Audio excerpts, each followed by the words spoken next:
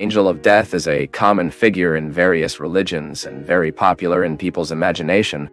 Generally, the concept of the angel of death indicates a spiritual being who is responsible for reaping people's lives when his time on earth comes to an end, or at least responsible for watching people at the time of their deaths, accompanying their souls in the transition to the world of the dead. But many people also believe that this kind of death angel concept is based on biblical passages.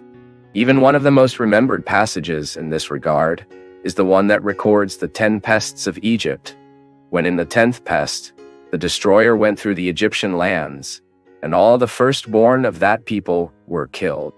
But what does the Bible really say about this subject? Is there really an angel of death according to the biblical text? Well, if you want to understand all this, watch this video until the end.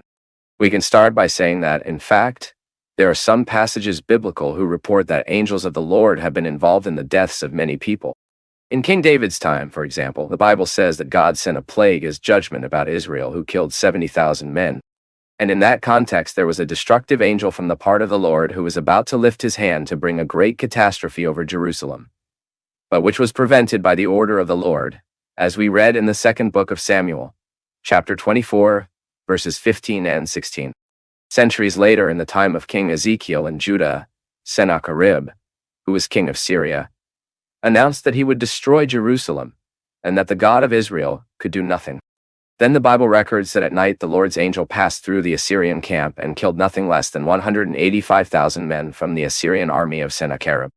This is recorded in the second book of Kings, chapter 19, verse 35, where the biblical text says, "Therefore, that the same night came out the angel of Lord and injured in the arrival of Assyrians to 185,000 of them. And getting up early in the morning, behold, they were all dead bodies." But long before these events, the Bible also talks about how all the firstborn of Egypt died with God's judgment in the 10th plague. But this biblical passage is much discussed among scholars.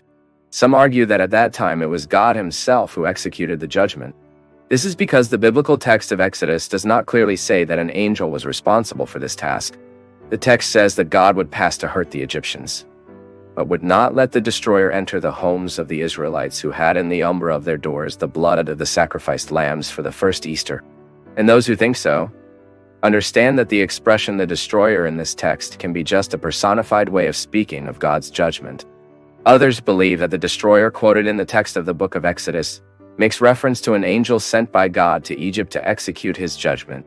So, in this specific context, and in the New Testament, in citing this event, the writer of Hebrews, in chapter 11 and verse 28 of his epistle, talks about the exterminator of firstborn. And so, many Christians often say that the angel of death passed through Egypt in the 10th plague. But in the light of these biblical passages, it is clear that, although in some texts biblical writers actually attribute to the angels of the Lord the task of bringing death upon the earth by serving as agents of God's judgment, the Bible says that there is an angel of specific death. In other words, there is no biblical basis for identifying a special angel that would supposedly be responsible for reaping people's lives or taking care of the transition from their souls from the present state of life to life in the beyond. However, based on parable of the rich and Lazarus, which many interpreters believe it was Jesus' account of a real story, it is possible to understand that the angels of the Lord assist believers at the time of their deaths, leading them to paradise. But the biblical text does not deepen this question. That is, it provides no further details about this likely function of the Lord's angels at the time of the death of a believer. But here someone may ask, why do many Christians think the angel of death exists? Well, some Christians think so because they wrong interpret the biblical passages that speak of angels of the Lord who brought death to men as God's judgment. Others simply reproduce a type of popular thinking that is strongly influenced by old legends and traditions. In fact, for a long time, people have associated death with some supernatural being. In Greek and Roman mythologies, for example, there was a figure of a deity that was the personification of death and that took people's lives. Even in Jewish and Islamic traditions, there is the figure of an angel of death. However, As much as the existence of an angel of specific death is extremely widespread among people and is present in many religious legends and traditions, it is strange to the biblical truth. The Bible simply presents angels as divine messengers. That is, the angels are agents of God. And when any of these extraordinary angels brings death to, it does not mean that he has authority in himself to do that kind of thing, but that he is simply fulfilling God's will. Only God has the authority to decide on the life and death of someone. Moreover, it is worth remembering that in the Bible, death is God's judgment because of universal sin.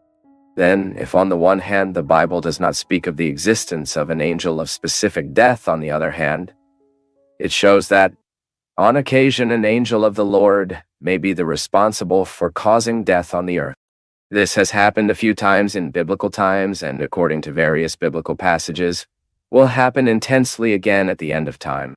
The book of Revelation, for example, reveals in a very clear way the participation of angels in God's judgment in the final moments of world history.